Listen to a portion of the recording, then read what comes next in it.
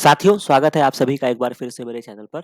और यहाँ पर अब हम जहाँ पे हमने पिछले लेक्चर में छोड़ा था, वहीं से स्टार्ट करेंगे। और यहाँ पे जैसा कि हमने बहुत सारे इम्पोर्टेंट पॉइंट्स को कवर कर लिया है, उसी के रिगार्डिंग अब हम यहाँ पे जो कुछ इम्पोर्टेंट पहलुओं को देखने वाले हैं। जैसा कि यहाँ पे अब पहला पॉइंट जो आपके लिए सबसे इम्पोर्टेंट है, वो ये है कि जब आपका स्टार्वेशन की कंडीशन आती है, अभी हमने इसके पहले के पार्ट में हमने पढ़ा कि किस तरीके से आपका ग्लाइऑक्सिलेट साइकिल वगैरह चलता है। उसी के संदर्भ में आपका एक चीज़ और होता है, जिसको हम क्या बोलते हैं, कीटोन बॉडीज़ बोलते हैं। तो कीटोन बॉडीज जो होती है, ये आपके ओवर प्रोड्यूस हो जाती है इन द डायबिटीज या ड्यूरिंग स्टारवेशन के कंडीशन में। तो ये आपका बहुत ही इंपॉर्टेंट है। तो जब डायबिटीज की कंडीशन होती है, डायबिटीज़ जो कि आपको मैंने ऑलरेडी पढ़ा रखा है आईसीएमआर के टाइम पे, तो इसको भी अच्छे से देख कर जाइएगा। और जब स्टारवेशन का मतलब है कि भुखमरी, यानी कि 2 कंडीशन में आपकी कीटोन बॉडीज़ का फॉर्मेशन जो होता है वो इंक्रीज़ हो जाता है।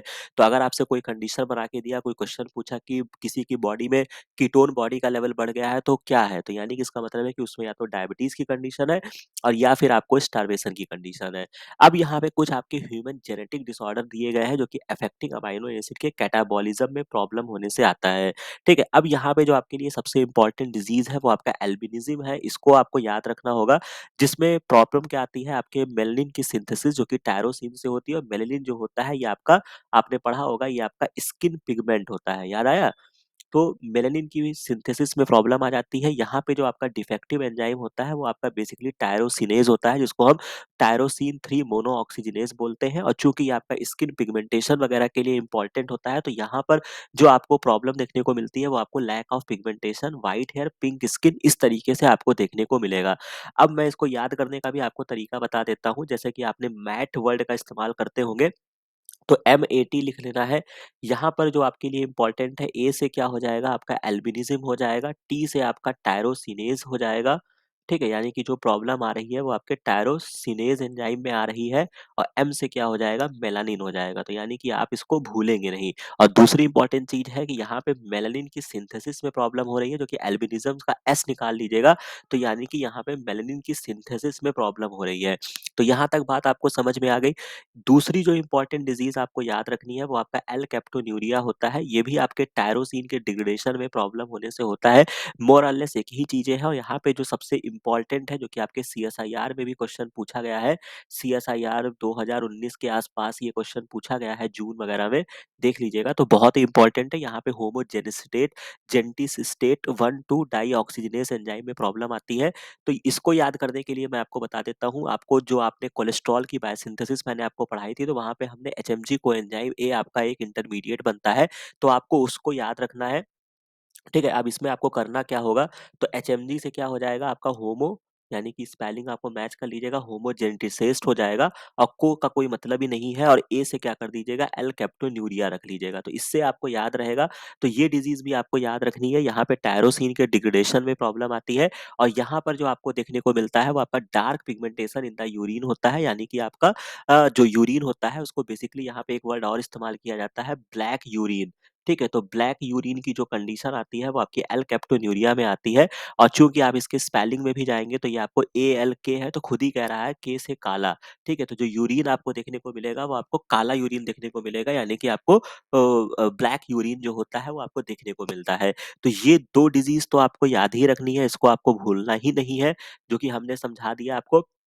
इसके अलावा जो कि आपको पता है, यूरिया की जब सिंथेसिस मैंने आपको पढ़ाई थी, तो वहाँ पे कार्बामाइल फॉस्फेट सिंथेज़ 1 एंजाइम काम करता है। और यही तरीके का एक एंजाइम और होता है, जो आपका पाइरिमिडीन की बायोसिंथेसिस में आता है, वो कार्बामाइल फॉस्फेट सिंथेटेज़ सेकंड होता है। तो ख़ैर उसको आपको नहीं जाना है। इसमें जो आपका तीसरी इंपॉर्टेंट डिज़ीज़ आपको याद रखना है, वो आपका होमोसिस्टिन्यूरिया होता है। सिस्टीन से निकाल लीजिएगा, ये आपका सल्फर कंटेनिंग अमाइनो एसिड के डिग्रेडेशन में प्रॉब्लम आता है। तो यहाँ पे जो sulphur containing amino acid involve होता है, वो आपका मेथियोनीन होता है। ठीक है? तो यहाँ पर आपको फाल्टी बोन डेवलपमेंट या मेंटल रिटार्डेशन वगैरह आपको देखने को मिलेगा। इसी तरीके से जब आप और नीचे बढ़ते जाएँगे, तो आपको ये डिज़ीज़ आपको याद रखनी है, फेनिलकेटोन्यूरिया। ठीक है? तो इसमें क्या होता है, नाम से ही स्पष्ट है कि आपका कन्वर्जन ऑफ फेनिलएलनिन से टायरोसिन आपका नहीं बन पाएगा, जिससे यहाँ पे जो डिफेक्ट आता है, वो आपका फेनिलएलनिन हाइड्रॉक्सिलेज में प्रॉब्लम आता है। ठीक है? जिससे क्या आता है, आपका नियोनेटल वोमिटिंग और मेंटल रिटार्डेशन आपको देखने को मिलती है। तो ये आपके जो कि आप कह सकते हैं कि ये 4 एंजाइम्स जो है वो आपके लिए बहुत ही इम्पोर्टेंट है, इसको याद रखना है। फर्स्ट ऑफ ऑल एल्बिनिज़म हमने आपको याद करा दिया, मैट याद रखेंगे। इसके अलावा एल-कैप्टोन्यूरिया के लिए मैंने आपको एचएमजी कोएंजाइम ए वाला ट्रिक बता दिया। एल-कैप्टोन्यूरिया में ब्लैक यूरिन आएगा तो के से काला जोड़ लेंगे। होमोसिस्टिनुरिया में सिस्टीन वर्ड में सल्फर कंटेनिंग अमाइनो एसिड का झलक आ रहा है, तो इससे हम मेथियोनीन को याद रखेंगे, जो कि मेथियोनीन के डिग्रेडेशन में यहाँ पे प्रॉब्लम आती है। डिफेक्टिव एंजाइम जो होता है यहाँ पे सिस्टाथियोन बीटा सिंथेज़ वगैरह होता है, बाकी उतना डिटेल में आपको जाने की आवश्यकता नहीं है। बाकी हाँ, यूरिया की सिंथेसिस में जो आपका मेन एंजाइम होता है, वो आपका कार्बामाइल फॉस्फेट सिंथेटेज़ फर्स्ट होता है। और फेनाइलकेटोनुरिया में क्या होता है, आपका फेनाइलएलानिन से आपका टायरोसिन का फॉर्मेशन नहीं हो पाता है। तो इतनी बातें आपको याद रखना है, फेनाइलएलानिन हाइड्रॉक्सिलेज एंजाइम की दिक्कत आती है। तो ये आपका most most most important chart है, जो मैंने आपको यहाँ पे समझा दिया। आप कुछ और भी चीज़ें यहाँ पे देखते जाइए, जैसे आपका ट्रिप्टोफैन मैंने आपको बताया था, ट्रिप्टोफैन की जब भी बात आएगी, एक बार वापस से बोलिए, क्या बोलिए? इंडोल रिंग होता है, ठीक है? ऑक्सिन का ये प्रिकर्सर होता है, डब्ल्यू इसका सिंबल होता है, और वही चीज़ यहाँ पे दिखाया गया है कि ट्रिप्टोफैन आपके 3 इम्पोर्टेंट चीज़ों के लिए इम्पोर्टेंट है। एक तो आपका इंडोल एसीटेट, जो कि आपका प्लांट ग्रोथ हार्मोन बनता है, इसी को हम प्यार से ऑक्सिन बोलते हैं। इसके अलावा नियासिन जो होता है, ये आपका विटामिन बी3 होता है, उसको बनाने में इसका यूज़ होता है, यानी कि एनएडी। और एनएडीपी जो आप पढ़ते हैं वो आपका किससे डिराइव्ड हुआ है? ट्रिप्टोफैन से डिराइव्ड हुआ है। और इसके अलावा जो आप सेरोटोनिन या मेलाटोनिन पढ़ते हैं, ठीक है? वो भी जो होता है ये आपका न्यूरोट्रांसमीटर, जो आपका सेरोटोनिन है, इसके बारे में भी हमने चर्चा कर रखी है। तो ये भी जो होता है ये आपका ट्रिप्टोफैन का डेरिवेटिव है। तो ये अभी आपका मोस्ट इम्पोर्टेंट चार्ट है, जिसको आपको याद रखना ही रखना है, ठीक है? इसके अलावा जब आप कभी भी रिएक्शंस को पढ़ते हैं, जो आप इलेक्ट्रॉन ट्रांसपोर्ट चेन पढ़ते हैं, तो उसमें क्या होता था? एनएडी से इलेक्ट्रॉन मतलब एनएडीएच कैप्चर करता था, उसके बाद एनएडीएच डोनेट करता था, और अल्टीमेटली जो होता था टर्मिनल इलेक्ट्रॉन एक्सेप्टर आपका ऑक्सीजन होता था, जो कि आपका वाटर बनाता था। तो जब आप इलेक्ट्रॉन पोटेंशियल की चैन में अगर आप देखेंगे, रिडॉक्स पोटेंशियल की चैन में, तो ये जो वैल्यू होती है ये आपका पहले जो एनएडी वगैरह की वैल्यू होती है ये नेगेटिव होती है, और लास्ट में जब ये वाटर बनता है तो ये वैल्यू जो होती है पॉजिटिव होती है। और ये पिछली बार शायद 2022 का ही क्वेश्चन पूछा गया था डीबीटी जेआरएफ में, कि जो इलेक्ट्रॉन का फ्लो होता है वो कैसे होता है। तो इलेक्ट्रॉन का फ्लो जो होता है वो निगेटिव टू पॉजिटिव डायरेक्शन में होता है, समझ रहे हैं? निगेटिव इलेक्ट्रोड पोटेंशियल से या रिडॉक्स पोटेंशियल से पॉजिटिव रिडॉक्स पोटेंशियल की तरफ होता है। इसी तरीके से जब आप इलेक्ट्रॉन ट्रांसपोर्ट चैन पढ़ेंगे, तो मैंने आपको बार-बार बोला था इन्हिबिटर आपको याद करना है, आपके टिप्स पे होना चाहिए। उसमें जो सबसे पहला आपको याद रखना है, जो कि रोटिनोन जो होता है, और एक आपका एमाइटल होता है। ये आपके कॉम्प्लेक्स फर्स्ट के इन्हिबिटर है, जो कि आप देख सकते हैं, ठीक है? यहाँ पे कॉम्प्लेक्स फर्स्ट के इन्हिबिटर है, पहले ही स्टेप पे ये ब्लॉक कर देते हैं। ठीक है? इसके बाद दूसरा जो है ये आपका एंटीमाइसिन ए होता है, ये आपका साइटोक्रोम बी7 का इन्हिबिटर होता है। और जितने भी आपके गैसेस होते हैं, गैसेस में आपको याद रखना है, भूलना ही नहीं है, गैसेस जो होते हैं वो लास्ट कॉम्प्लेक्स के इन्हिबिटर होते हैं, यानी कि वो कॉम्प्लेक्स 4 के इन्हिबिटर होते हैं, जो कि आपके ऑल इन्हिबिट साइटोक्रोम ऑक्सीडेज। यहाँ पे साइनाइड हो जाएगा, इसका फॉर्मूला याद रखिएगा।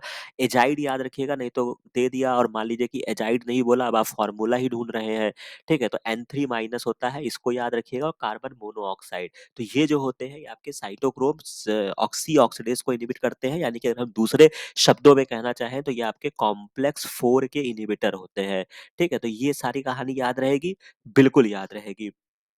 ठीक है? अब इसके बाद अगर मैं थोड़ा-सा और आगे बढ़ना चाहूँ, जो कि आप देख सकते हैं, जैसा कि यहाँ पे एक मैंने उसी तरीके से और लगाया है, जो कि ऑक्सीडेटिव फास्फोराइलेशन या फोटोफॉस्फोराइलेशन के इन्हिबिटर होते हैं। तो सबसे पहले जो आपके इलेक्ट्रॉन ट्रांसपोर्ट को इन्हिबिट करते हैं, जो हमने देखा साइनाइड, कार्बन मोनोऑक्साइड, और इसी में आप एक और जोड़ लीजिए, एंड एजाइड। ये जो 3 होते हैं, और एजाइड का फ़ॉर्मूला N3 माइनस याद रखेंगे, साइटोक्रोम ऑक्सीडेज को इन्हिबिट करेंगे, याद ही रखना है, भूलना ही नहीं है। ठीक है? एंटीमाइसिन ए जो होता है ये आपका साइटोक्रोम बी7 का इन्हिबिटर होता है। रोटिनोन याद रखना है, एमाइटल याद रखना है, ठीक है? ये 2 नाम तो याद ही रखना है, बाकी आप अगर आप याद कर सकें तो पाइरिसाइडिन ए वगैरह भी जो होते हैं, ये आपके इलेक्ट्रॉन ट्रांसपोर्ट सेंटर, यानी कि आपका जो फर्स्ट स्टेप का होता है, वहाँ पर ये ब्लॉक करते हैं, आयरन सल्फर सेंटर पर यूबिक्विनोन को इलेक्ट्रॉन ट्रांसफर नहीं होने देते हैं, ठीक है? और जब आप प्लांट के केस में जाते हैं, तो ये आपका बहुत ही फेमस एक आपका होता है डीसीएमयू। ठीक है? ये भी आपका बहुत ही इम्पोर्टेंट है, ये जो ब्लॉक करता है, कॉम्पेट्स करता है क्विनोन बी के साथ for binding site into the PS second. तो यानी कि डीसीएमयू जो होता है वो फोटो सिस्टम, जब आप पढ़ेंगे मैं इसका लगा दूंगा फर्स्ट और सेकंड में डिफरेंस। तो जो होता है ये आपका पीएस सेकंड पहले इन्वॉल्व होता है, फिर पीएस फर्स्ट होता है, याद आया। तो पीएस सेकंड में जब ये होता है तो ये आपका क्यूनॉल बी को क्या करता है, इनिबिट करता है। तो अगर आपसे पूछा जाएगा कि डीसीएमयू जो है वो किसका इनिबिटर है, तो वो आपका पीएस सेकंड का इनिबिटर है और क्यूनॉल बी का इनिबिटर है, यानी कि यूबी क्यूनोन बी फॉर का इनिबिटर है। इसी तरीके से जब आप एटीपी सिंथेज आते हैं, जो कि आप इसको दूसरे शब्दों में और क्या बोल सकते हैं, कॉम्प्लेक्स 5 बोल सकते हैं। इसका जो इनिबिटर होता है, जो कि आपका ओलाइगोमाइसिन जो होता है, वो एफ नॉट को इनिबिट करता है। यानी कि जब आपने एटीपी सिंथेसिस पढ़ा होगा तो एफ नॉट एफ वन या F zero F one complex होता है। तो ये तो ओ जो है वो ओ खुद ही दिख रहा है, तो ओ से इसको ओलाइगोमाइसिन कर दीजिएगा, यहीं से ये इसका इनिबिटर होता है। इसी वजह से इसका नाम भी एफओ पड़ा था। तो इसमें कोई घबराने वाली बात नहीं है। ऑरोवेक्टिन जो होता है ये आपका एफ वन का इनिबिटर है, ठीक है। तो ये सारी चीजें याद रखिएगा। इसके अलावा कुछ आपके अनकपलिंग एजेंट होते हैं जो फॉस्फोराइलेशन और इलेक्ट्रॉन ट्रांसपोर्ट को अनकपल कर देते हैं, मतलब दो प्रोसेस को डीलिंक कर देते हैं बेसिकली। तो उसमें जो आपको नाम याद रखना है, एफसीसीपी और डीएनपी जो होते हैं ये आपके हाइड्रोफोबिक प्रोटॉन कैरियर होते हैं। मतलब आपका जो प्रोटॉन पंप हो रहा होता है उस प्रोटॉन को दिक्कत कर देते हैं, या उस प्रोटॉन को मतलब रिपेल कर देते हैं, या उसके जो भी मतलब सिस्टम ने प्रोटॉन टारगेट करके उधर भेजा उसको नष्ट कर देते हैं। इसके बाद जो आपको याद रखना है वो आपका वैलिनोमाइसिन होता है। ये आपका बहुत इंपॉर्टेंट है, जो कि पोटेशियम आइनोफोर होता है। बेसिकली ये आपका पोटेशियम के कंसंट्रेशन को इनहिबिट करता है, जो अल्टीमेटली जाके क्या कर देता है, आपका डीलिंक कर देता है इलेक्ट्रॉन ट्रांसपोर्ट चैन को। और इसी तरीके से आपका एक थर्मोजेनिन होता है, ये बहुत इंपॉर्टेंट है, जो कि ब्राउन एडिपोज टिश्यू में पाया जाता है, जो कि form proton conducting pores in the inner mitochondrial membrane में करता है। बेसिकली ये आपके चिल्ड्रंस में पाया जाता है।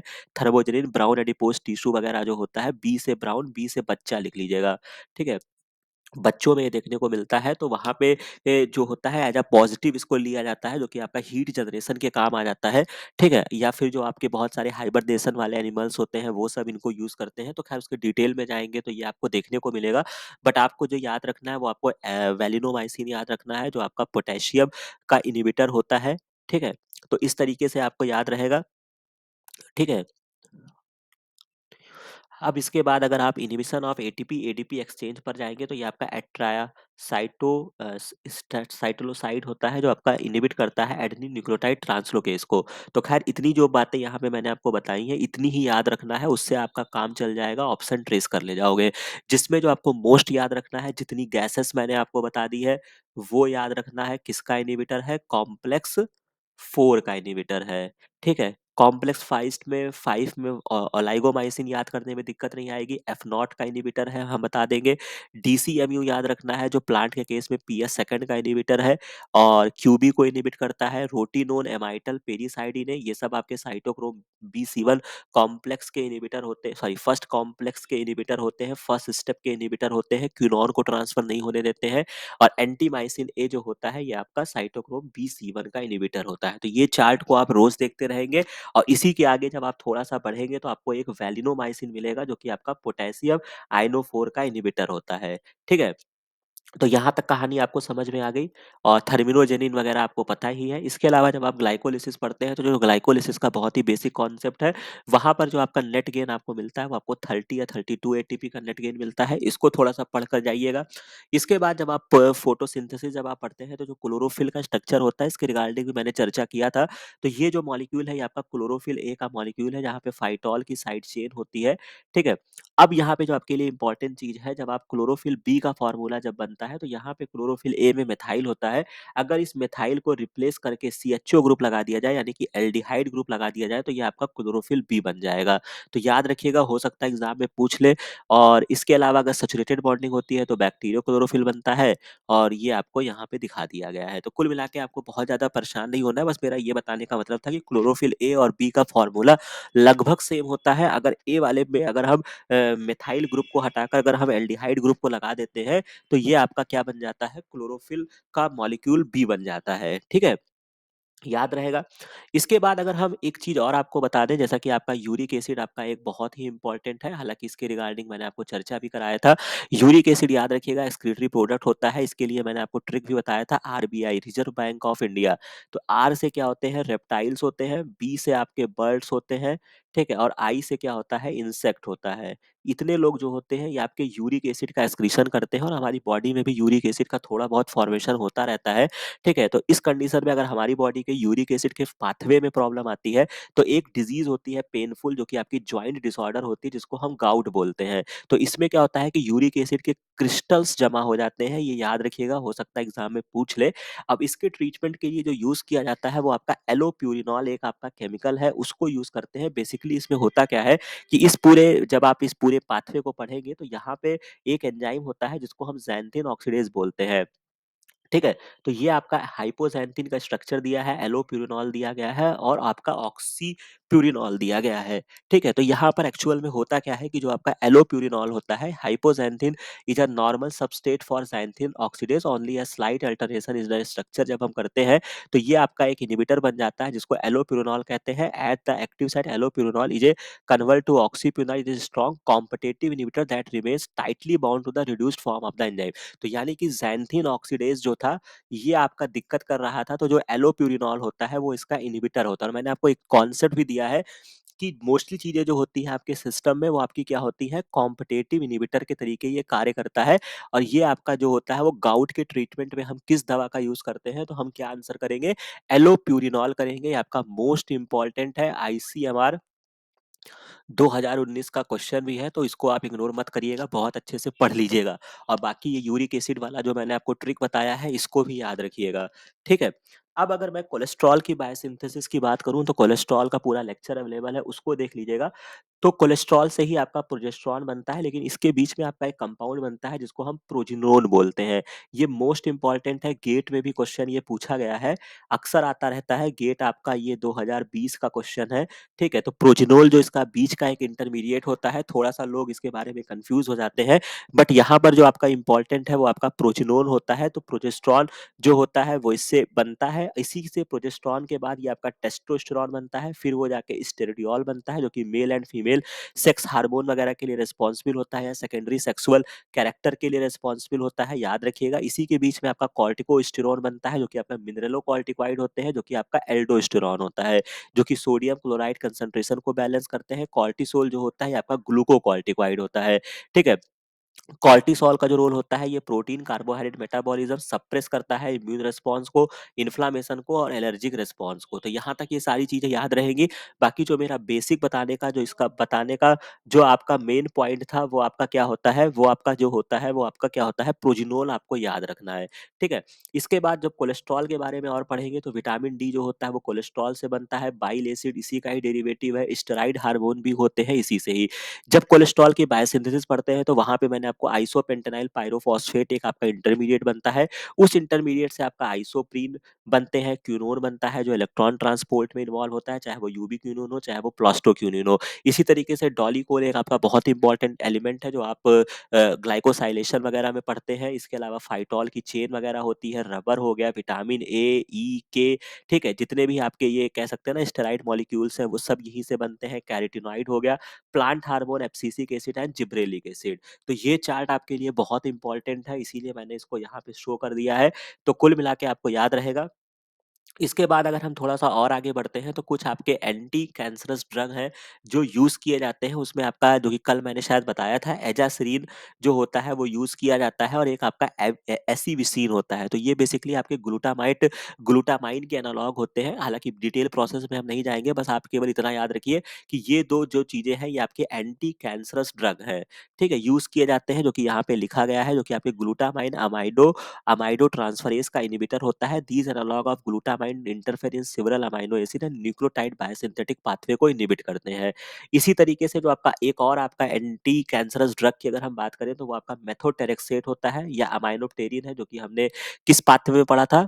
बताइए जल्दी से। मोनोक्लोनल एंटीबॉडी की सिंथेसिस हाइब्रिडोमा टेक्नोलॉजी में यूज़ किया था और या फिर आपका ट्राइमेथाप्टोर्बिन होता है जो कि बेसिकली आपके ये क्या करते हैं, ये आपके फॉलिक एसिड कि बायोसिंथेसिस के इन्हिबिटर होते हैं, मैं लिख देता हूँ, बायोसिंथेसिस के इन्हिबिटर होते हैं और फॉलिक एसिड जो होता है वो कहीं न कहीं डीएनए की सिंथेसिस के लिए इम्पोर्टेंट होता है, या आप कह सकते हैं प्यूरिन, पायरिमिडीन वगैरह बेसेस वगैरह के सिंथेसिस के लिए इम्पोर्टेंट होता है।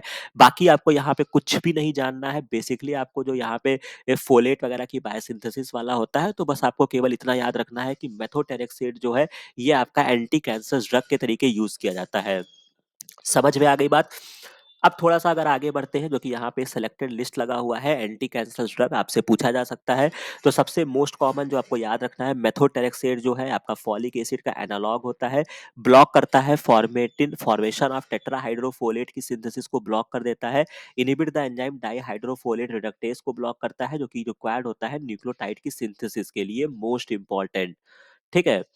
इसके बाद आपके लिए जो इम्पोर्टेंट है, प्यूरिन के एनालॉग्स वगैरह भी कभी-कभी पूछते हैं। आपका माइटोमाइसिन इम्पोर्टेंट है, जो कि एंटीबायोटिक नेचर का है। एक्टिनोमाइसिन इम्पोर्टेंट है। तो माइटोमाइसिन जो होता है वो क्रॉस ब्रिज बना देता है बिटवीन डीएनए बेस पेयर के बीच में, और एक्टिनोमाइसिन जो होता है ये आपका ट्रांसक्रिप्शन का इन्हिबिटर है। तो ये भी बहुत इंपॉर्टेंट क्वेश्चन है। एक कॉपी पे ज़रूर लिखते जाइएगा कि कौन-सा आपका ट्रांसक्रिप्शन का इन्हिबिटर है, कौन-सा ट्रांसलेशन का है और कौन-सा रेप्लिकेशन का है। तो एक्टिनोमाइसिन हो गए। इसके अलावा आपका विनब्लिस्टिन, विनक्रास्टिन, ये भी आपका बहुत ही इंपॉर्टेंट एंटी कैंसरस ड्रग है, जो कि आपके एल्कोलाइड नेचर के होते हैं। ये बेसिकली आपके सेल डिवीजन को इनहिबिट करते हैं, साइटोस्केलेटन के फॉर्मेशन को इनहिबिट करते हैं। ठीक है? और एक चीज हमेशा याद रखिएगा, इसका थोड़ा प्लांट का ओरिजिन पढ़ लीजिएगा कि ये किस प्लांट से हम आइसोलेट करते हैं, तो वो भी कभी कभी एग्जाम में पूछा गया है।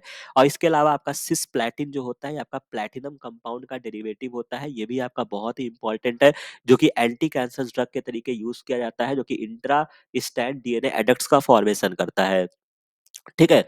इसके बाद आपका एक जो सबसे इम्पोर्टेंट है, लेटेस्ट है, जो कि आपका इमातिनीब ड्रग है, जो कि आपका मोनोक्लोनल एंटीबॉडी है, जो कि आपका टायरोसिन काइनेज का इन्हिबिटर है। तो बहुत ज़्यादा डिटेल में आपको जानने की ज़रूरत नहीं है, बस ये कुछ आपके लिस्ट में नाम दिए गए हैं, जो कि आपके एंटी कैंसर ड्रग के तरीके से यूज़ किए जाते हैं। इमातिनीब जो होता है, इसका दूसरा नाम जो कह सकते हैं, वो आपका ग्लेविक होता है। ठीक है? देख लेना, बहुत ही अच्छा इसका मैकेनिज़्म ऑफ एक्शन होता है। तो ये बेसिकली आपका टायरोसिन काइनेज इन्हिबिटर होता है। तो इतने बातों को याद रखेंगे। इसमें जो आपको ज़्यादा समेट कर जाना है, वो मैं अगर आपको बताना चाहूँ, तो आपको मेथोट्रेक्सेट आपको समेट कर जाना है। थोड़ा-सा मैं इसको डिफरेंट कलम से हाइलाइट कर दूँ। एक्टिनोमाइसिन याद रखिएगा, जो कि आपका ट्रांसक्रिप्शन का है, विनब्रिस्टिन, विनक्लास्टिन याद रखिएगा, सिस्प्लैटिन याद रखिएगा और इमातिनीब याद रखिएगा। यहाँ तक बात आपको समझ में आ गई। अब इसके बाद अगर हम नेक्स्ट स्लाइड की तरफ चलते हैं, तो कुछ आपके क्लासेस ऑफ द हार्मोन का भी इमेज लगा दिया है मैंने। कुछ पूछा जाता है कि कौन से आपका प्लाज्मा मेम्ब्रेन का है, कहाँ पे किसके रिसेप्टर होंगे, तो ये बहुत ही परफेक्ट स्लाइड है। तो सबसे पहले जितने भी आपके पेप्टाइड हार्मोन होते हैं, पी से पेप्टाइड, पी से प्लाज्मा मेम्ब्रेन, कोई समस्या ही नहीं आएगी, हज़ार बार मैंने रटाया है। ठीक है? इसमें आपका इंसुलिन आता है, ग्लूकागॉन आता है, दोनों के बारे में लेक्चर अवेलेबल है, पढ़ लेना। इंसुलिन का डायबिटीज़ से जाके रिलेशन बनता है, बहुत इंपॉर्टेंट है, और ग्लूकागॉन भी आपका बहुत ही इंपॉर्टेंट रोल प्ले करता है। ठीक है? यहाँ तक बात समझ में आ गई। कैटाकोलामाइन जो होते हैं, ये आपके इमरजेंसी हार्मोन जो होते हैं, एपिनेफ्रिन वगैरह एग्जाम्पल होते हैं। ये बनता है आपका टायरोसिन अमाइनो एसिड से बनता है। इसका भी रिसेप्टर जो होता है वो आपका प्लाज्मा मेम्ब्रेन पर होता है, और सेकेंडरी मैसेंजर, क्योंकि ऑब्वियस सी बात है कि जिसका रिसेप्टर प्लाज्मा मेम्ब्रेन पर होगा, उसको अपना ट्रांसफर मतलब अपना बात बताने के लिए उसको एक सेकेंडरी मैसेंजर की आवश्यकता पड़ेगी। तो जो लोग नए जुड़े हैं, मैं उनको मोटी भाषा में बता दूं, सपोज दैट अगर आप अपने घर पे किसी व्यक्ति को एंट्री नहीं देना चाहते हैं, तो दरवाजे पर क्या होगा कि वो दरवाजे पर सपोज दैट आपके फादर के लिए कोई एक संदेश आया, आपके फादर कमरे के अंदर बैठे हुए हैं, ठीक है? उन्होंने कहा बेटा जाओ तुम, देखो कौन आया है गेट पर। तो कोई एक ऐसा व्यक्ति था जिसको आपको अपने घर के अंदर एंट्री नहीं देनी थी, तो आपने उससे एक पर्चा ले लिया। सपोज दैट अगर वो डाकिया था, तो आपने उससे क्या किया कि आपने उससे जो भी इन्फॉर्मेशन उसके पास थी आपने ले लिया, और आप लेकर आए अपने फादर को, उसको दे दिए। तो यानी कि जो प्राइमरी मैसेंजर था वो आपका पोस्टमैन था। ठीक है? याद आई, समझ में आ रही है बात भैया? दूसरा सेकेंडरी मैसेंजर कौन था? वो आप हुए सेकेंडरी मैसेंजर, क्योंकि आप लेकर आ रहे हैं और अपने फादर को आपने अल्टीमेटली दिया। लेकिन यहीं पर अगर कोई स्टेरॉइड मॉलिक्यूल होता, मान लीजिए कोई आपके फैमिली मेंबर जैसा होता है या बहुत ही चित परिचित होता, तो क्या होता कि आप उसको अपने घर के अंदर एंट्री दे देते। तो वो सीधा आता, आपके फादर के कमरे में जाके बैठता और उनसे बात करता और उनको अपनी चीज़ें बता देता। ठीक है? तो यहाँ पे आपकी आवश्यकता नहीं पड़ती।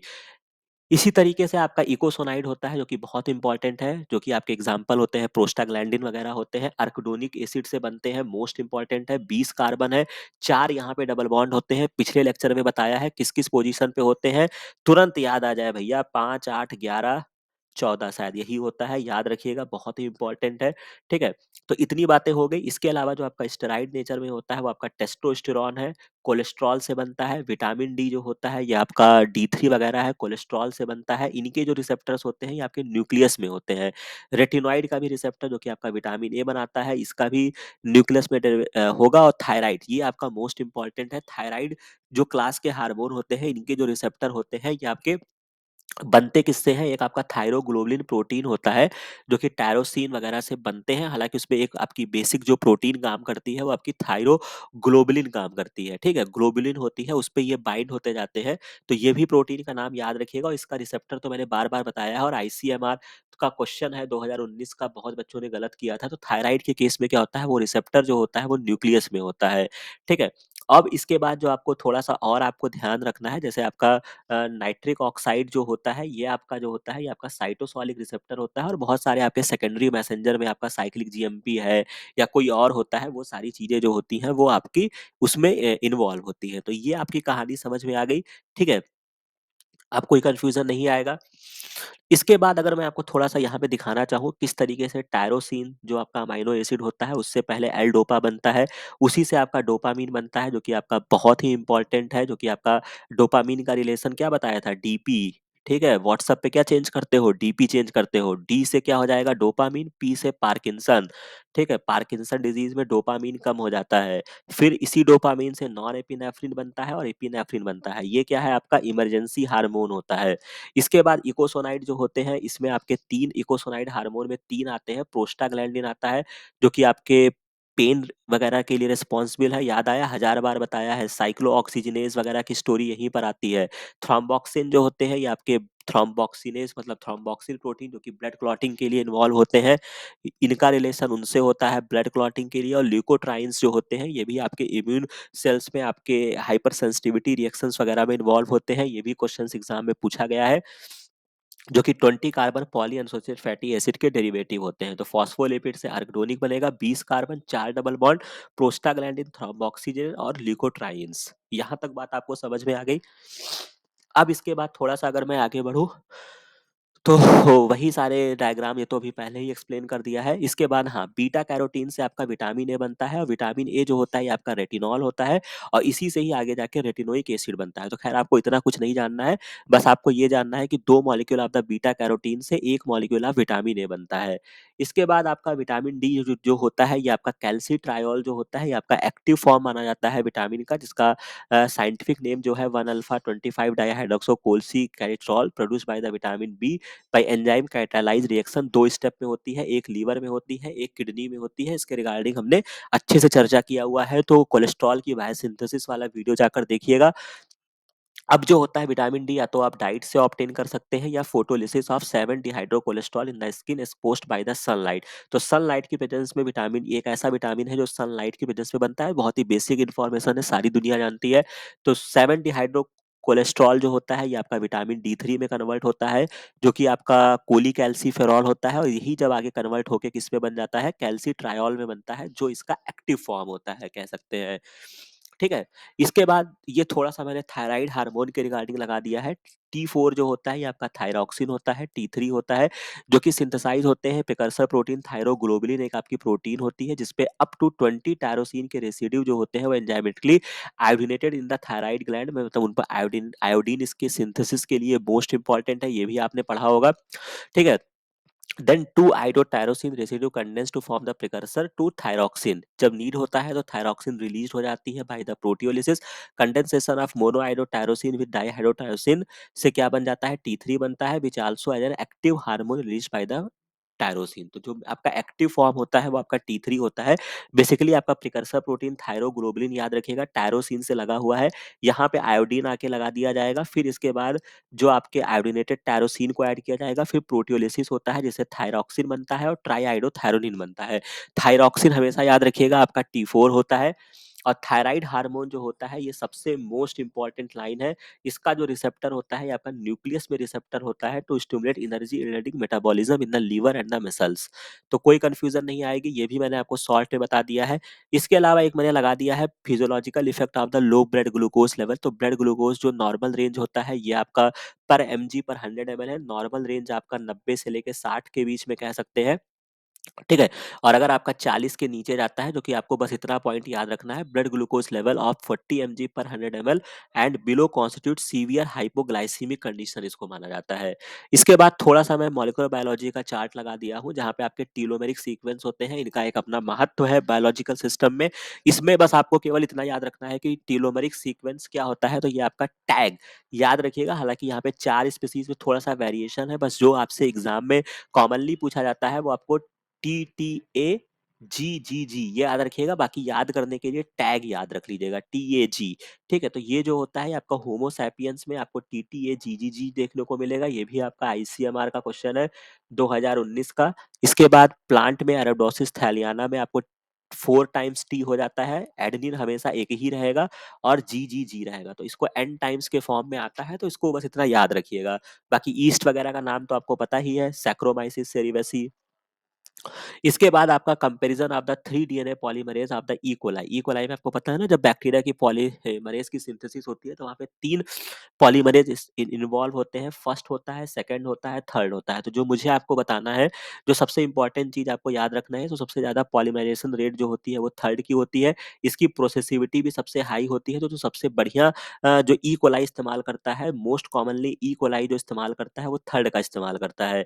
लेकिन यहाँ पे जो एक समस्या होती है, वो समस्या क्या होती है कि 3 to 5 एक्सो न्यूक्लियस जो एक्टिविटी होती है, ये आपकी सभी के पास होती है, तीनों के पास है। लेकिन 5 to 3 एक्सो न्यूक्लियस एक्टिविटी जो होती है वो केवल और केवल 1 के पास होता है। तो इसी वजह से जब आप जेनेटिक इंजीनियरिंग में जब आप यूज करते हैं, तो वहां पे पॉलीमरेज फर्स्ट का यूज किया जाता है। ये मोस्ट इंपॉर्टेंट है, याद रखिएगा। बैक्टीरिया थर्ड का इस्तेमाल करता है, लेकिन जब हम रिकॉम्बिनेंट डीएनए टेक्नोलॉजी करते हैं, आरडीटी करते हैं, तो हम वहां पे फर्स्ट का इस्तेमाल करते हैं। बाकी बहुत डिटेल में मैं नहीं जाऊंगा, केवल इतनी बातें आपको याद रखनी है। बाकी जब यूकैरियोट्स पे आओगे तो वहाँ पे 5 प्रकार के होते हैं।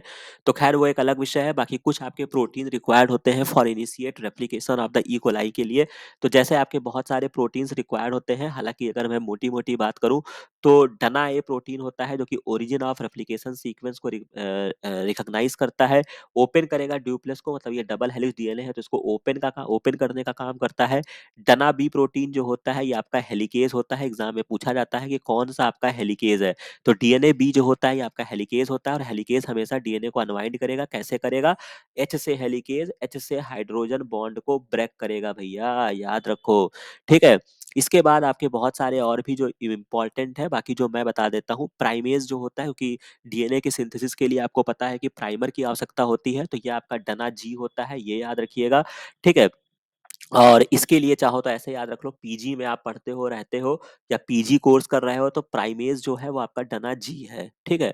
और डना ए जो होगा भाई, ऑब्वियस सी बात है, ए बी सी डी जब पढ़ते हो तो पहला ए है, तो यानी कि ए जो है वो शुरू करेगा। तो ओराई को कौन रिकॉग्नाइज करेगा? डना ए रिकॉग्नाइज करेगा। फिर डना बी आएगा जो अनवाइंड करेगा, जो कि हेलिकेज होगा।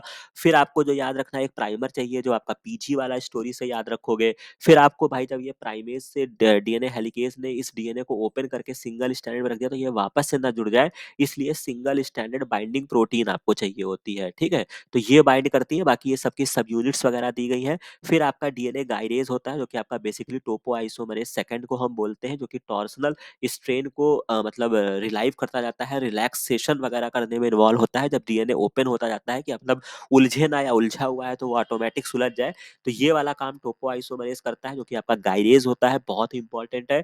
इसके बाद आपका एक आपका डैम मेथाइलेज होता है, जो मेथाइलेशन करता रहता है घटक सीक्वेंस पे, याद रखिएगा। ठीक है। तो थोड़ा बहुत मैंने यहाँ पर ये भी आपको क्लियर कर दिया होगा कि आपको कैसे याद रखना है। इसके बाद अगर हम प्रोटीन की बात करें, जो कि आपके ई कोलाई रेप्लिसोम बनाने के काम आते हैं, मतलब जब रेप्लिकेशन फॉक वगैरह बनता है, तो सिंगल स्टैंडर्ड बाइंडिंग प्रोटीन चाहिए जो बाइंडिंग करके उसको पकड़े रहेगा। डना बी जो होता है वो आपका हेलिकेज होता है, इसमें आप याद रखेंगे मेज होगा। आरएनए की प्राइमर की सिंथेसिस करेगा, ये आपका अनवाइंडिंग करेगा। पॉलीमरेज थर्ड जो होता है, यही आपका मेन पॉलीमराइज एंजाइम होता है। ठीक है? मेन पूछा जाएगा तो पॉलीमरेज़ 3 होगा, पॉलीमरेज़ फर्स्ट जो होता है, ये आपका गैप वगैरह को फ़िल करने के काम आता है। बाकी मैं इसके रिगार्डिंग 1-2 वीडियो से और अच्छे से मैं इसको चार्ट को पिरो कर लाऊँगा, जहाँ पे और अच्छे से आपको क्लियर हो जाएगा। और बाकी डीएनए पॉलीमरेज़ फर्स्ट वगैरह जो होता है, आपका जेनेटिक रिकॉम्बिनेंट डीएनए टेक्नोलॉजी में बढ़िया से यूज़ करते हैं। लाइगेज़ जो होता है, ये आपका फॉस्फोडाइस्टर बॉन्ड को जोड़ने के काम आता है, पूछा गया है, लाइगेशन काम करने में करेगा और ये एनर्जी डिपेंडेंट होता है, फ्री में काम नहीं करता है, ठीक है?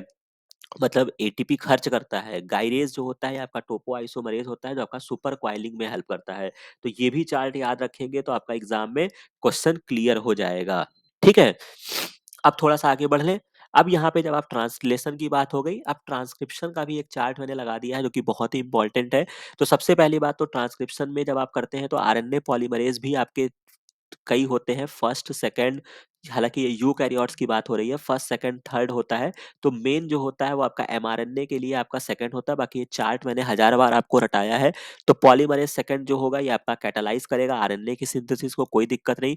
एक आपका टाटा बाइंडिंग प्रोटीन होगा जो कि आपके प्रमोटर को रिकॉग्नाइज़ करेगा, टाटा बॉक्स को रिकॉग्नाइज़ करेगा, ठीक है? सबसे ज़्यादा सब यूनिट्स जो होती है वो पॉलीमरेज़ सेकंड की होती है, 12 सब यूनिट है।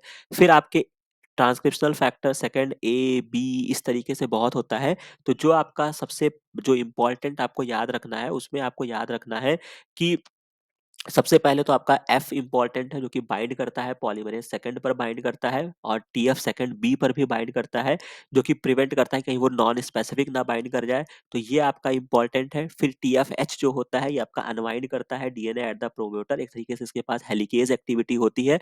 और याद रखिएगा ये भी एक बहुत इंपॉर्टेंट क्वेश्चन है कि जब आप ट्रांसक्रिप्शन पढ़ते हैं, तो कोई आपको सेपरेट हेलिकेज़ की आवश्यकता नहीं होती है। क्यों नहीं होती है? क्योंकि जो आपका आरएनए पॉलीमरेज़ होता है उसके पास खुद ही हेलिकेज़ एक्टिविटी होती है बाबू, ठीक है? तो ये बहुत ही इम्पोर्टेंट क्वेश्चन है, याद रखिएगा, ठीक है? तो उसमें जो हेलिकेज़ एक्टिविटी करता है वो टीएफ सेकंड एच होता है जो कि नाम से ही स्पष्ट है। फास्फोराइलेट करता है पॉलीमरेज़ सेकंड को विथिन सीटीडीटी की टेल होती है, ये खैर अलग स्टोरी है। इसके बाद आपका बी कॉम्प्लेक्स होता है जो टाटा बाइंडिंग प्रोटीन पे जाके बाइंड करता है। तो खैर आपका एक क्वेश्चन आपका 2022 के डीबीटी में पूछा गया है, उसको देख लीजिएगा। प्री इनिशिएशन कॉम्प्लेक्स एक होता है, उसमें कौन इन्वॉल्व होता है? तो प्री इनिशिएशन कॉम्प्लेक्स में आपका एच लगेगा क्योंकि ये हेलिकेज़ एक्टिविटी करेगा, एफ लगेगा जो कि आपका पॉलीमरेज़ सेकंड को बाइंड करेगा और इसी तरीके से आपका बी लगेगा, ठीक है? तो ये कुछ चीज़ें होती हैं जो आपकी इम्पोर्टेंट रोल प्ले करती हैं, ठीक है? और एक आपका डी भी होता है जो इस लैलिंजर में नहीं दिया गया है। तो ख़ैर ये 2-3 चीज़ें हैं, बाकी आपको पाथफाइंडर की बुक में या किसी और बुक में और अच्छा फिगर अगर मिलता है तो उसको भी देख लीजिएगा, ठीक है? अब यहाँ पे जो आपके लिए इम्पोर्टेंट है वो मैं आपको बता देता हूँ।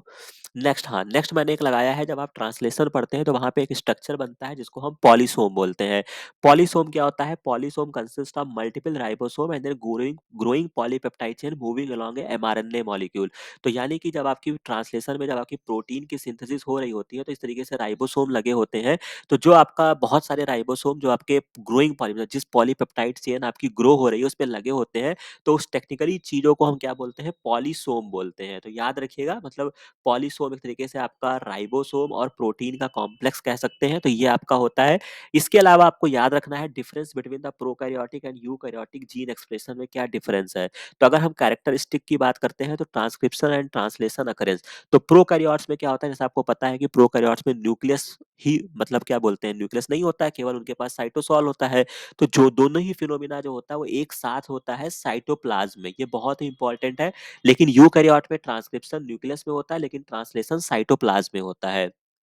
ठीक है? क्योंकि प्रोकैरियोट के पास तो कोई ऑप्शन ही नहीं है।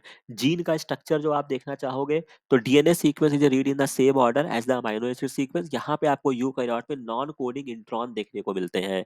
समझ में आ रही है बात? Modification of mRNA after initial transcription and before translation prokaryote में नहीं होता है, लेकिन यूकैरियोट में आपको कैपिंग देखने को मिलती है, जो कि 5 प्राइम पर हम कैपिंग करते हैं और जो आपका नॉन कोडिंग सीक्वेंस होता है, इंट्रॉन को हम रिमूव करते हैं, जो कि स्प्लाइसिंग मैकेनिज्म होती है, आगे समझेंगे। और पॉली ए टेल लगा दिया जाता है, ठीक है? और कैपिंग जो होता है, ये कैपिंग क्यों इम्पोर्टेंट होता है कि जब आपका ट्रांसलेशन होता है तो जो आपका स्मॉलर सब यूनिट आपका राइबोसोम होता है, याद रखिएगा, स्मॉलर सब यूनिट जो आपका राइबोसोम होता है वो इसको क्या करता है, रिकॉग्नाइज करता है। ये भी बहुत इंपॉर्टेंट क्वेश्चन है, एग्जाम में पूछा जा सकता है। बाकी यहाँ पे 7 मेथाइल ग्वानिन की कैपिंग की जाती है, अनयूजुअल बॉन्डिंग होती है, ये सब याद रखना भैया, ठीक है? बाकी थोड़ा-सा और इसको समझाऊँगा मैं। बाकी कुछ आपके ये ह्यूमन जेनेटिक डिसऑर्डर्स के मैंने लगा दिए हैं, जो कि आपका फ़ैमिलियल हाइपरकोलेस्टीमिया है, ये आपका ऑटोसोमल कोडॉमिनेंट है। अभी तक आप क्या पढ़ते थे? या तो डोमिनेंट पढ़ते थे या आप रिसेसिव पढ़ते थे। यहाँ पर आपको एक डिज़ीज़ मैंने दिखा दी है, जो आपका ऑटोसोमल कोडॉमिनेंट है, ठीक है? और यहाँ पे क्वेश्चन पूछा गया है कि कौन-सा जीन म्यूटेंट होता है? तो एलडीएल याद कराया था ना जब कोलेस्ट्रॉल पढ़ाया था, तो एलडीएल याद रखना। एक आपका एलडीएल होता है, एक आपका एचडीएल होता है। तो एलडीएल को जैसे कभी-कभी आम भाषा में क्या बोलते हो? एल से क्या बोलते हो? लुच्चा, ठीक है? लुच्चा बोलते हो यानी कि गंदा है। तो यानी कि जो आपका बैड कोलेस्ट्रॉल होता है, वो आपका एलडीएल होता है। तो यहाँ पर जो आपका हाइपर कोलेस्टीमिया की कंडीशन आती है, वहाँ पे एलडीएल के रिसेप्टर खराब हो जाते हैं, ठीक है? समझ में आ रही है बात? हाई ब्लड कोलेस्ट्रॉल होगा, जो कि अल्टीमेटली जाके हार्ट डिजीज़ करेगा, वही एथेरोस्क्लेरोसिस वगैरह। सिस्टिक फाइब्रोसिस के बारे में चर्चा कर लिया, ऑटोसोमल रिसेसिव है, क्लोराइड के चैनल या सीएफटीआर, क्लोराइड आयन के चैनल खराब हो जाते हैं और बेसिकली इसमें आपका रेस्पिरेटरी इलनेस वगैरह देखने को मिलता है, ठीक है? बाकी ये सब बहुत अच्छे से पढ़ाया है, सिस्टिक फाइब्रोसिस वगैरह, ठीक है? इसके बाद आपका एक आपका होता है डचनी मस्कुलर डिस्ट्रॉफी, ये भी बहुत इंपॉर्टेंट है, ये आपका सेक्स लिंक्ड रेसेसिव डिसऑर्डर है। ठीक है, सेक्स लिंक्ड रेसेसिव डिसऑर्डर होता है, जहाँ पे डिस्ट्रोफिन प्रोटीन में प्रॉब्लम आती है। इसको मैं आगे आपको समझाऊंगा। एक पर्टिकुलर जब आप मसल कॉन्ट्रैक्शन पढ़ते हैं, तो वहाँ पे एक आपकी डिस्ट्रोफिन प्रोटीन होती है। बेसिकली ये सिग्नल ट्रांसमिशन, मतलब जो आपका एसिटिलकोलिन वगैरह से जो पूरी स्टोरी बनती है, उसको ट्रांसमिट करने में, एक्शन पोटेंशियल डेवलप करने में बहुत ही इंपॉर्टेंट रोल प्ले करता है। तो ये जब प्रोटीन खराब हो जाती है, डिस्ट्रोफिन खराब हो जाती है, तो वो जनरेट नहीं हो पाता है। तो ये आपकी मसल की वीकनेस हो जाती है। इसी तरीके से हीमोफीलिया तो दुनिया जानती है, सेक्स लिंक्ड रेसेसिव डिसऑर्डर है, और सेक्स का मतलब हीमोफीलिया को एक्स लिंक्ड भी कहा जाता है भैया, ठीक है? तो यहाँ पे आपको फैक्टर 8 में दिक्कत आती है, inhibit the clot blood after injury, और हेमरेज वगैरह की कंडीशन होती है। तो याद रहेगा ये सारी बातें?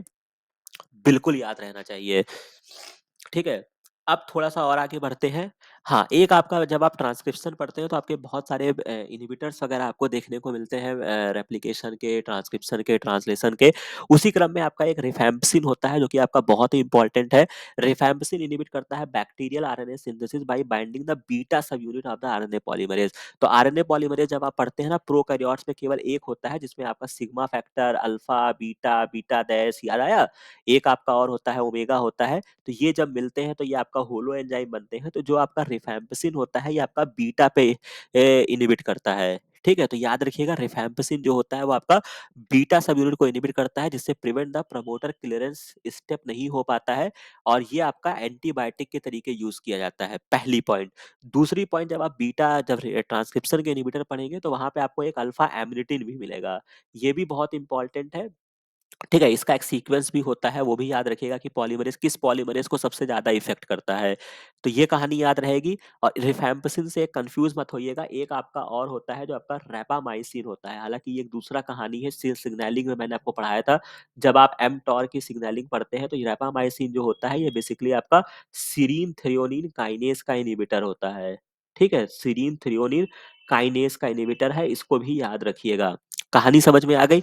इसके बाद जब आप स्प्लाइसिंग करते हैं, तो वहाँ पर जो मैंने बताया ना कि इंट्रॉन को आपको रिमूव करना है, तो इसके लिए जो रिएक्शन होती है, बस कुछ भी नहीं जानना है भैया, बस इतना याद रखना है कि ट्रांसएस्टरिफिकेशन की रिएक्शन होती है, बस। हम कुछ नहीं जानते, हम केवल इतना जानते हैं कि जब स्प्लाइसिंग होती है, तो ट्रांसएस्टरिफिकेशन की रिएक्शन होती है। बाकी अगर आप इसके बारे में बहुत ज़्यादा जानते हैं, तो बहुत अच्छी बात है, बट इतनी बात आपको याद रखना है कि जब आप स्प्लाइसोसोम वगैरह ये सब कहानी बनती है, तो इंट्रॉन को रिमूव करने के लिए आपका क्या बनता है, आपका क्या बनता है, आपका ट्रांसएस्टरिफिकेशन की रिएक्शन होती है। अब थोड़ा-सा और आगे बढ़ते हैं, और एक पॉइंट और लास्ट है, इसको भी समझ लीजिए, फिर उसके बाद नेक्स्ट पार्ट में कुछ और चीज़ों को लेकर आएँगे। तो सबसे पहले यहाँ पे दिया गया है, commonly used radio isotope in the biochemistry में जब आप एक्सपेरिमेंट करते हैं, तो कुछ रेडियो आइसोटोप्स यूज़ किए जाते हैं, जिसपे कार्बन डेटिंग आपने बहुत सुना होगा, जो कि कार्बन का 14th, मतलब कार्बन के 2 आइसोटोप होते हैं, 12 होता है, 14 होता है। ठीक है? ये सब बताने वाली चीज़ें नहीं है, लेकिन फिर भी मैं बता रहा हूँ, समझ लो। तो इसका सबसे ज़्यादा हाफ लाइफ होता है, 5000 साल होता है, बीटा रेडिएशन को एमिट करता है। इस चार्ट में आपको कोई भी अल्फा नहीं मिलेगा, मोस्टली आपके बीटा होते हैं। इसी तरीके से H3 जो आपका ट्राइटियम होता है, ये भी आपका रेडियो आइसोटोप होता है, 12.5 साल इसकी लाइफ स्पैन होती है। फास्फोरस जो है, ये आपका मोस्ट इंपॉर्टेंट मैं लिख देता हूँ, इसकी जो बीटा एमिट को एमिट करता है, और 14 दिन, साढ़े 14 दिन इसकी हाफ लाइफ होती है। बाकी आयोडीन वगैरह जो होता है, ये आपका गामा एमिटर है, जो कि आपका आयोडीन 125 जो है, वो आपका गामा एमिटर है, और आयोडीन 131 जो है, वो बीटा गामा दोनों है। तो खैर, आपको जो याद रखना है, कार्बन का याद रख लेना, और फास्फोरस का याद रख लेना, ठीक है? इसके बाद ये वही जेनेटिक डिसऑर्डर वाले चार्ट एक बार फिर से लग गए हैं, जो कि आपका फैमिलियर हाइपरकोलेस्टीमिया हो गया, ये सब आपके ऑटोसोमल डोमिनेंट डिसऑर्डर है। ठीक है, हचिंसन डिजीज आपको पता चल गई। हचिंसन डिजीज जो मैंने आपको बताया ना, ये आपका ब्रेन रिलेटेड डिसऑर्डर होता है, इसके बारे में भी चर्चा आई है। ठीक है, ट्राई न्यूक्लियोटाइड के रिपीट्स यहाँ पे देखने को मिलते हैं, ट्राई न्यूक्लियोटाइड्स के रिपीट्स देखने को मिलते हैं। एग्जाम में क्वेश्चन पूछा गया है, बेसिकली काग याद रखिएगा, कौवा। ठीक है, हिंदी में काग को कौवा बोलते हैं, तो सीएजी सीक्वेंस का रिपीट हो जाता है इस कंडीशन में एन। ठीक है, बाकी कौन सा ब्रेन का पार्ट दिक्कत में आता है, उसको थोड़ा सर्च करके देख लीजिएगा। बाकी बीटा थैलेसीमिया जो होता है, ये आपका ब्लड डिसऑर्डर होता है, यहाँ पे ब्लू कलर का आपको ब्लड देखने को मिलता है। इसके अलावा ऑटोसोमल रिसेसिव में आपका cystic fibrosis, sickle cell anaemia, ठीक है, और इसके अलावा फेनाइलकेटोन्यूरिया में आपका मेंटल रिटार्डेशन होता है। और अल्फा एंटीट्रिप्सिन डिफिशियंसी जो होता है, ये भी आपका ऑटोसोमल रिसेसिव है, और ये बेसिकली आपका M5 सीमा, ठीक है, M5 सीमा एक आपकी डिजीज है, जो कि बेसिकली आपके क्रॉनिक सिगरेट स्मोकिंग से होती है। जो लोग सिगरेट वगैरह ज्यादा पीते हैं, उनके में होती है M5 सीमा। तो उसको ठीक करने के लिए अल्फा 1 एंटीट्रिप्सिन का यूज करते हैं, हो सकता है एग्जाम में पूछ लिया जाए। टेसैक मैंने आपको बता रखा है, रटाया भी था, GM2 याद रखिएगा, इसमें GM2 के रिसेप्टर खराब हो जाते हैं। टेसैक को भी याद कराया था कि सैक दो बना है ना, एक दो, तो इसको GM2 याद रखना। और SCID के बारे में इम्यूनोलॉजी में काफी चर्चा किया था, जिसमें आपका इम्यून सेल्स खराब हो जाती हैं। और सेक्स लिंक्ड आपका कलर ब्लाइंडनेस होगा, हीमोफीलिया होगा, कोई दिक्कत नहीं आएगा। और इसी के बाद में आपका डचनी मस्कुलर डिस्ट्रॉफी, ये भी आपको याद रखना है, जो आपका सेक्स लिंक्ड डिसऑर्डर होता है। तो यहाँ तक कहानी आपको समझ में आ गई है। बाकी और भी आपके डिसऑर्डर्स होते हैं, उसका एक सेपरेट चार्ट ऑलरेडी मैंने अपलोड कर रखा है। जैसे आपका मस्कुलर डिस्ट्रॉफी है, मायोटोनिक डिस्ट्रॉफी है, तो इन चीज़ों को आप पढ़ लीजिएगा, बहुत ही आसानी के साथ आपको याद हो जाएगा। ठीक है, तो यहाँ तक मैंने शॉर्ट में काफ़ी चीज़ों को आज हमने समेटा है, आशा है कि आपको अच्छी लगी होगी। आप भी बहुत ही तन मन धन से जुट गए होंगे काफी अच्छे से। ठीक है, और धुआंधार पढ़ाई करिए, क्योंकि अब आपके पास कोई ऑप्शन नहीं है। एग्जाम बहुत ही निकट है, मैं भी मेहनत कर रहा हूँ, आप भी मेहनत करिए। ठीक है, और अच्छे से करेंगे, एग्जाम क्लियर करके रहेंगे। ठीक है, तो ऐसे विश्वास के साथ बढ़ते रहिए। बाकी अभी बहुत सारे ऐसे, जो आपको मजा आ रहा है इस पर्टिकुलर चीजों को देखने में, ठीक है, ऐसे बहुत सारे इंपॉर्टेंट कंटेंट्स आपको दिए जाएंगे, और फिर आज जब आप एग्जाम देंगे ना, तो आपको लगेगा कि हाँ वाकई कुछ चीजें जो मैंने रटाई थी, वो एक डिट्टो एग्जाम में पूछी गई हैं। तो बहुत ही ध्यान से कॉपी कलम उठा के उसको नोट डाउन करते रहिए, उसको लिखते रहिए। कहीं पर नहीं समझ में आता है, तो हमारे लक्ष्य 11 चैनल पे ज्वाइन करिए, और अपनी बात हम तक पहुंचाइए। बाकी मिलते हैं नेक्स्ट वीडियो में नेक्स्ट इन्फॉर्मेशन के साथ। Thank you very